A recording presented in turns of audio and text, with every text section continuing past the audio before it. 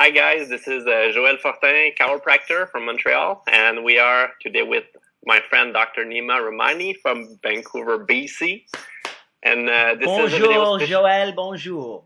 Bonne Ça va nuit. bien. On peut le faire en français, ça va être plus facile pour moi. Okay. But anyway, we'll see what we can do. But I'll do my best. It will be like a kind of a bilingual type of interview because I might speak to the Quebec community in French. It's been a while since I've practiced my French, so you're going to have to forgive me.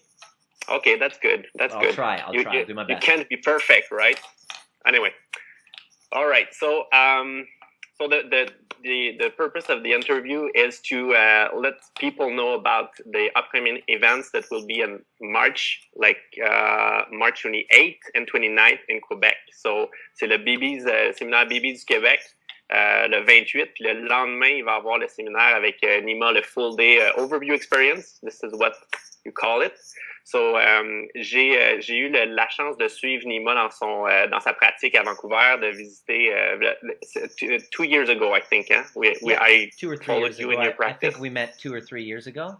Okay. Yeah. Nice. So and since then, a lot of things moved in my practice in my life, and I'm very happy that I have the opportunity to share Nima with the rest of the Quebec community here, because sharing is caring. Sharing is caring.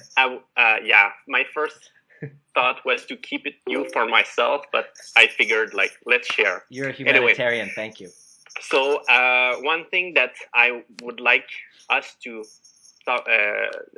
teach us about is the stress in practice to be, and I think it's a very big issue, especially for young chiropractors or maybe students right now, anyone, entrepreneurs, anybody who is working towards a goal is going through the same thing. I guarantee you. Like it's the stress of having the need to be in control, like the uncertainty of the future, where we go and how we adapt to things, and it creates a lot of stress, especially in our practice, like entrepreneur things. So or even maybe if you can share something about even if you're a mother, you could have an issue with this, and this whole stress of needing control. And this concept I know very well. When I first took over my practice, I felt I was overwhelmed. I was in over my head, and I felt the need to control every little portion of it. I feel so sorry for my staff when I first started, because who I am now compared to who I was back then, totally different.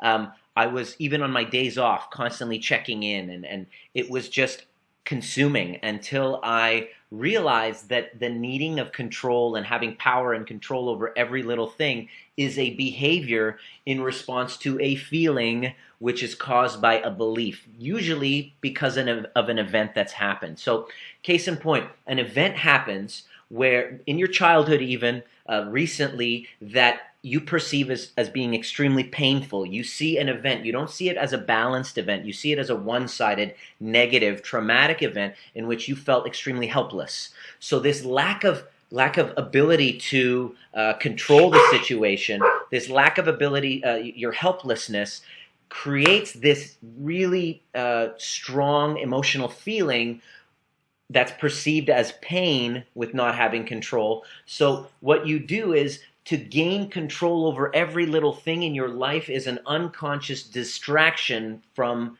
getting that feeling all over again. So first step is to recognize the behavior. It's not to just try to stop. Okay, I'm going to try to stop it. That's a futile endeavor. You can't stop something you don't understand. First step is to understand where it's coming from and locate and identify when you first felt the strongest feelings of being out of control. That in the overview method, when we get to that question of go to your earliest memory when you felt out of control, some really painful stuff comes up. That's why it's not for everybody. I don't recommend you go into this type of thing if you're not prepared to go to those moments where you lost control. And it could be traumatic things. So these things come up. And I teach you how to clear it out by asking a different set of questions. Where did I first feel out of control? And when that happened, that was the birth of my pain, which now I try to overcompensate by controlling everything. And these behaviors can be controlling what I eat or stop eating, That could be anorexia, controlling, obsessive compulsive behaviors. So the important thing is I don't treat those things. I just look at because I don't look at them as disorders. When you look at it as a disorder, it's something to treat, you're ignoring that it's a strategy and a distraction from the feelings. Once we connect those two, you're now having a different conversation. You're now moving in a different direction. You see it as something to be appreciative about, and then you can look for other ways to gain that fulfillment, to gain that sense of purpose, and life takes on a different direction. And like in the context of the practice itself, like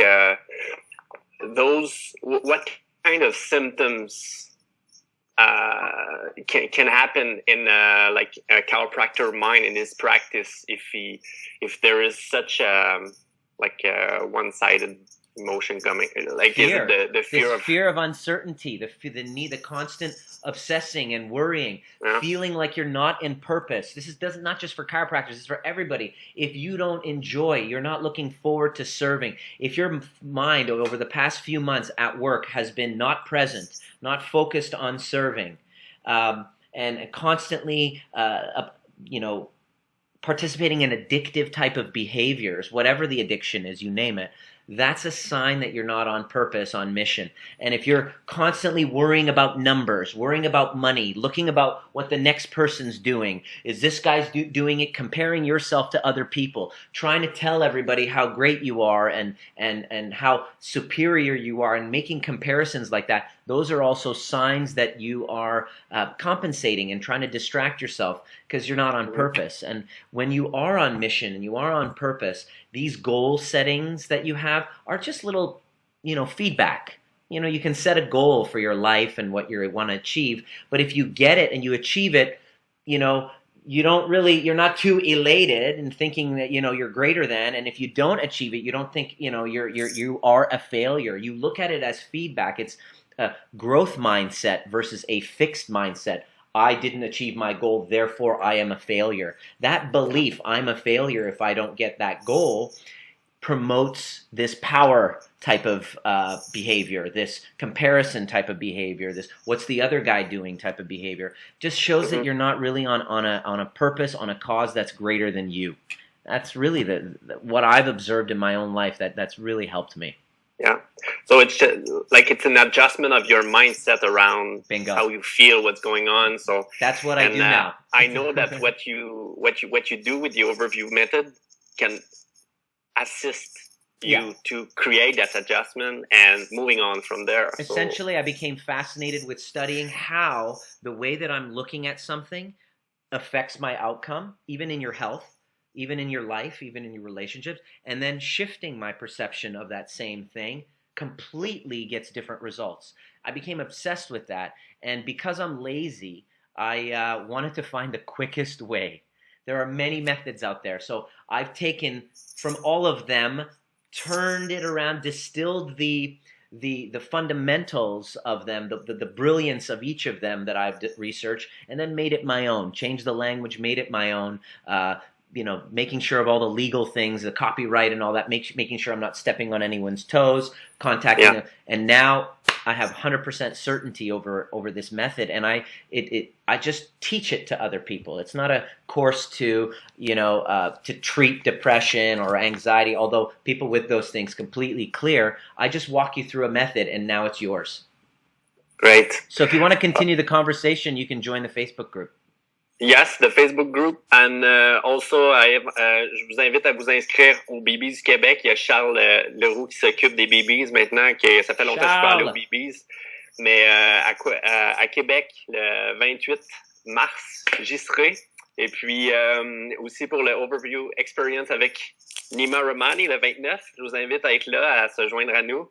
Puis moi, je vais être là, c'est sûr. J'ai hâte. Ça faisait longtemps. It's been a few years that I was looking forward to register. I was even thinking about going to Vancouver to assist to your workshop and all that. So it's very useful for you to come in Quebec. That's yes. I look forward to it. Thank you for this interview. I appreciate sharing with you. That was nice. Thanks, Nima.